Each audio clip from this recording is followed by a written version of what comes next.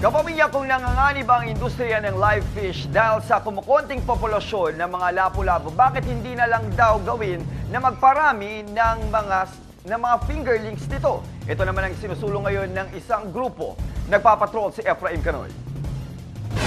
Itinuturing ng endangered ang ilang species ng lapu-lapu. Kaya naman puspusan ang ginagawang pag-aaral ng mga eksperto kung papaanong hindi magko-collapse ang live fish industry sa lalawigan.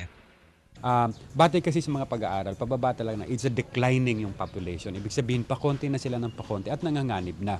Ang implikasyon nun ay baka mamaya ma-upgrade yung kanyang from vulnerable maging endangered species na stricter yung policy talaga doon. Baka pwede pang hindi na ibaban talaga siya. Liban dito, iilan lang din daw sa Pilipinas ang nagpaparami ng mga species ng lapu-lapu.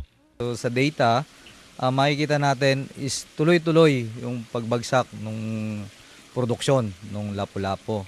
So itong pag-hatchery o yung pagbibreeding ng lapu-lapu, isa sa mga solusyon na para matulungan natin hindi lang yung requirement ng mga grower, isa pa para hindi na tuloy-tuloy na bumaba yung mga bilang ng similya ng nasa wild.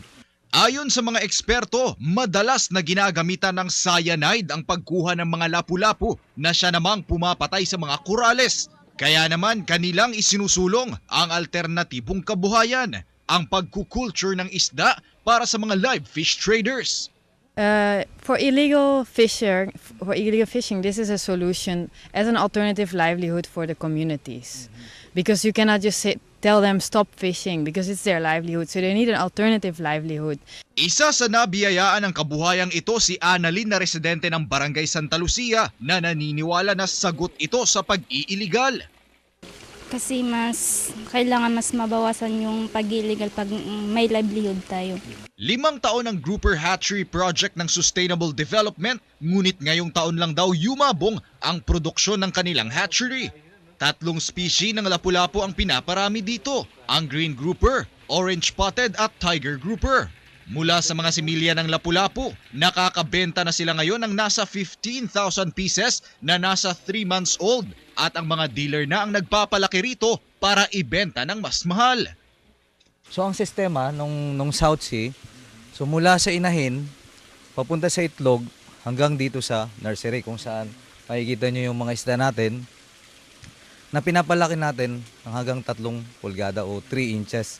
Masaya kami na pinapabatid sa buong Palawan na meron na tayong similya ng lapu-lapu. So available na every month, pwede silang pumunta rito. Kung meron silang requirement, mapagbibigyan natin sila. And then hindi lang sa similya, tutulungan din natin sila kung paano palakihin. There's 3 hatcheries in the Philippines. We are the only hatchery that provide fingerlings to the growers.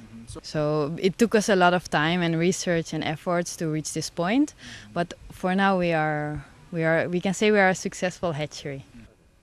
Ayon sa Sustainable Development, higit 4 na taon umano nilang tinutukan ang produksyon dito at kung magtutuloy-tuloy ang magandang produksyon dito sa hatchery, isang magiging solusyon umano ito para malabanan ang bumababang bilang ng mga lapu-lapu at isang magiging sagot rin ito para mas mapaunlad pa ang live fish industry sa Puerto Princesa at sa lalawigan ng Palawan.